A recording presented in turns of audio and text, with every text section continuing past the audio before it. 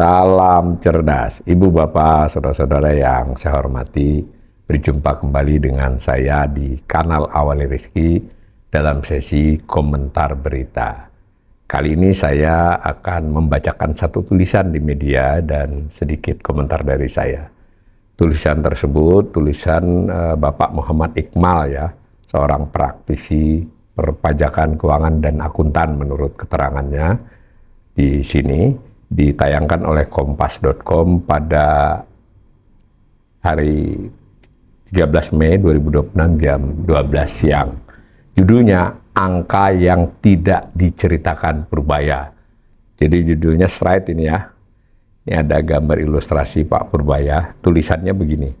Pada 11 Mei 2026, Menteri Keuangan Purbaya Yudi Sadewa tampil dalam media briefing dan mengatakan kepada wartawan, harusnya Anda puji-puji kita. Cuma nggak pernah kan, kenapa Anda lihat dari sisi negatif terus? Ini pernyataan dari Pak Purbaya ya. Ia mempertahankan posisi utang 9.920 triliun dengan satu argumen. Rasio utang terhadap PDB masih 40,75%. Jauh di bawah batas 60%. Nah, tidak ada yang salah dengan argumen itu. Namun, ada satu angka yang tidak disebutkan kepada wartawan di ruangan itu, padahal ia sudah menyebutnya kepada S&P Ratings 27 hari sebelumnya. Jadi ini penulisnya cukup jeli nih ya. Tapi saya komentari dulu soal 60%. Saya ingin nambahkan, sebetulnya 60% itu adalah batas yang disebut di Undang-Undang Nomor 17 tahun 2003 di salah satu pasalnya, dan itu pun bukan di pasal tapi di penjelasan. Tidak ada kata-kata aman, itu batas yang tidak boleh dilewati.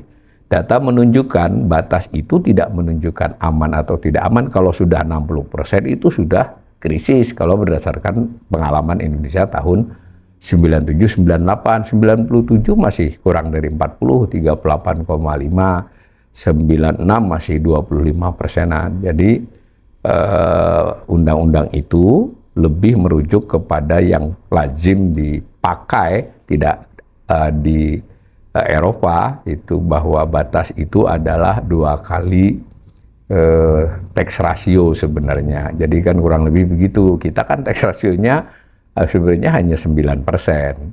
Tapi memang tidak ada di undang-undang itu disebut. Tapi dari percakapan pada waktu disusun itu seperti itu, ada kaitannya dengan itu. Tapi apapun, 60% sudah menjadi penjelasan di pasal dan itu sama dengan undang-undang itu sendiri.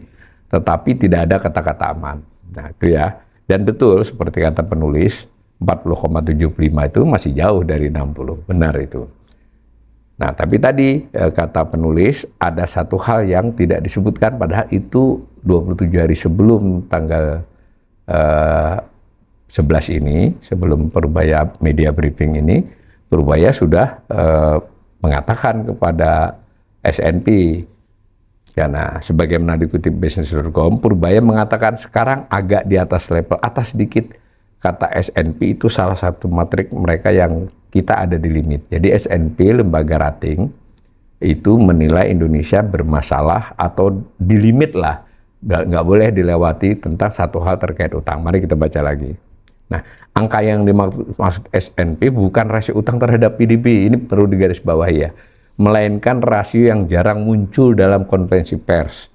Kan jarang lagi ya, untuk konferensi pers beberapa tahun itu tidak disebut, yang nyebut pengamat biasanya, atau tadi lembaga rating. Rasio pembayaran bunga utang terhadap penerimaan negara. Saya ulangi ya, rasio pembayaran bunga utang, jadi nggak termasuk cicilan ini, terhadap penerimaan negara. Nah, 2 ruangan, 2 audiens, 2 angka yang berbeda. Inilah cerita tentang angka yang tidak diceritakan. Ini menurut penulis ya. Nah, subjudul berikutnya 2 indikator, 2 realita. Rasio utang per PDB 40,75% memang benar dan penting. Ia mengukur solvabilitas jangka panjang. Nah, di sini digarisbawahi itu penting untuk jangka panjang. Namun lembaga pemerintah menggunakan indikator kedua yang tadi, yang mengukur tekanan fiskal hari ini, jangka pendek ini. Seberapa besar penerimaan negara yang habis untuk bunga utang sebelum Rp1 bisa dibelanjakan untuk pembangunan. Kan harus bayar bunga dulu, wajib itu ya, baru bisa dipakai untuk hal lain. Dari setiap 100 total penerimaan negara 2026, 19 rupiahnya, maksudnya 19% jadinya kan, sudah habis hanya untuk bunga, belum menyentuh pokoknya. Nah, sudah diingatkan lagi oleh penulis, ini belum pokok loh ini.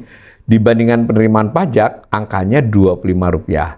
Jadi 19% itu kalau total pendapatan, bunga utang dibandingkan total pendapatan. Kalau hanya pajak, kan di antara pendapatan itu ada perpajakan, ada bukan pajak, karena memang perpajakanlah yang terkait dengan dinamika ekonomi secara langsung. Kalau PNBP itu bisa ada aspek-aspek lain di luar dinamika ekonomi. Nah, jadi ini kata penulis ini itu malah sudah 25. Dan ketika bunga ditambah cicilan pokok, Istimewa ISAI, ini suatu lembaga menunjukkan hampir 45 dari setiap 100 penerimaan tersirat untuk kewajiban utang saja. Kanal saya sudah menyebut angka 46,7% ya, dari angka realisasi 2025. Nah, jadi lebih tinggi daripada perkiraan 45. Nah, dua angka perlu dibaca berdampingan. Rasio utang Indonesia terhadap PDB memang jauh di batas 60% dan itu aman. Nah, ini penafsiran penulis ya. Kalau saya enggak, saya yaitu tidak melanggar undang-undang tapi bukan indikasi aman.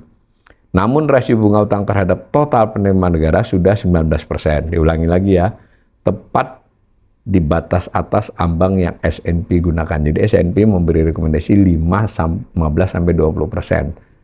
Nah, yang 19 ini 18,80 berapa itu 2025 ya. Menurut penulis ini ya 19 itu benar pembulatannya. 2026 ini bisa lebih. Itu kira-kira bisa melebihi batas yang karena itu diperingatkan oleh S&P lembaga rating. Nah, jika dibandingkan penerimaan pajak saja angkanya lebih tinggi lagi 25,4%, melampaui 2 kali lipat standar IMF di 10%. IMF naruhnya 10% ya. Kalau untuk pendapatan negara tadi sebenarnya juga 7-10% pada prinsipnya. Dua indikator, dua cerita yang sangat berbeda tentang negara yang sama. Mengapa angka ini jarang diceritakan? Ini tafsiran penulis ya. Ada 3 alasan struktural. Maksudnya angka yang tidak diceritakan tadi, rasio pembayaran bunga atas pendapatan, apalagi rasio bunga atas pajak ya. Nah, rasio bunga penerimaan tidak memiliki batas legal yang eksplisit seperti rasio utang PDB yang diatur undang-undang, sehingga tidak ada kewajiban untuk melaporkannya. Alasan legal formalnya ya, undang-undangnya tahun 2003 loh, makanya memang harus ada amandemen undang-undang itu. Kedua, jika penerimaan naik, maka rasionya otomatis turun. Pemerintah lebih senang mengkomunikasikan angka yang membaik. Nah, gitu kurang lebih. Ketiga, jadi ini ya sudah mengkritik sebetulnya ya, pemerintah suka milih angka-angka yang kelihatan membaik. Ketiga, standar batas amannya bervariasi. IMF menempatkan ideal di 10%, S&P menggunakan angka 15-20%. Indonesia sudah melampaui keduanya. Fitch bahkan sudah menurunkan outlook Indonesia menjadi negatif. Jadi lembaga rating yang lain ya, sejak awal 2026 dengan menyoroti rasio ini juga salah satunya ya, kelemahan fiskal di Indonesia.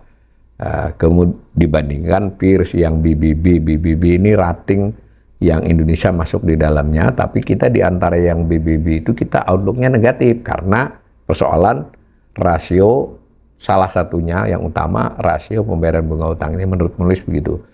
Nah, subjudul berikutnya perlu berubah. Ada 3 perubahan yang bisa dilakukan tanpa regulasi baru.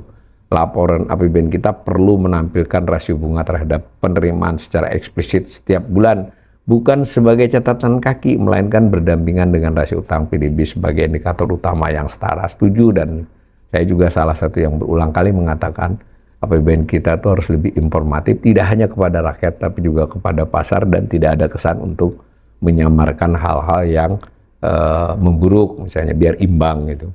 Pemerintah juga perlu menetapkan target rasio ini secara resmi. Nah, ini usulan bagus ini. Dalam kerangka fiskal jangka panjang, misalnya di bawah 15% dalam 3 tahun, agar ada disiplin yang terukur dan sinyal yang jelas bagi pasar. Dan yang mendasar, tax ratio yang masih 9,31% dari PDB adalah akar persoalannya. Berdasarkan PDB nominal 23.821 untuk 2025, nah setiap poin persentase kenaikan tax ratio ini setara 238 triliun ini untuk kita pembaca digambarkan secara populer oleh penulis ini, ya kalau mau naikin rasio 1% ya harus ada tambahan 238. Ya kan tidak kecil kan. Inilah variabel yang menentukan apakah Indonesia bisa bergerak menjauh dari limit S&P yang sudah ingatkan. Ada yang mungkin bertanya, bukankah SAL 420 triliun cukup sebagai bantalan? Nah, ini kan berulang juga disebut Purbaya benar, dana itu bisa ditarik sewaktu-waktu via deposito on call. Ya, mungkin jelasnya yang 300 deposito on call, yang 120 tersebar di Bank Indonesia dan di beberapa kas lainnya ya. Namun 3 hal membatasinya. Sebagian sudah tersalurkan ke KPR jangka panjang. Jadi yang sudah di bank itu kan disalurkan. Memang perintahnya awalnya kan begitu. Nah, saat jatuh tempo Maret 2026, Purbaya justru memilih memperpanjang. Sebetulnya udah bisa ditarik, tapi dia waktu itu akhir Maret diperpanjang. Dan Undang-Undang APBN kini mensyaratkan persetujuan DPR. Jadi menurut penulis di APBN 2026 ini, di undang-undangnya, itu kalau mau melakukan hal seperti ini dia perlu persetujuan DPR. Yang paling mendasar, SAL adalah tabungan masa lalu. Menggunakannya untuk menutupi kekurangan pendapatan rutin bukan solusi. Itu sinyal bahwa masalah strukturalnya belum terselesaikan.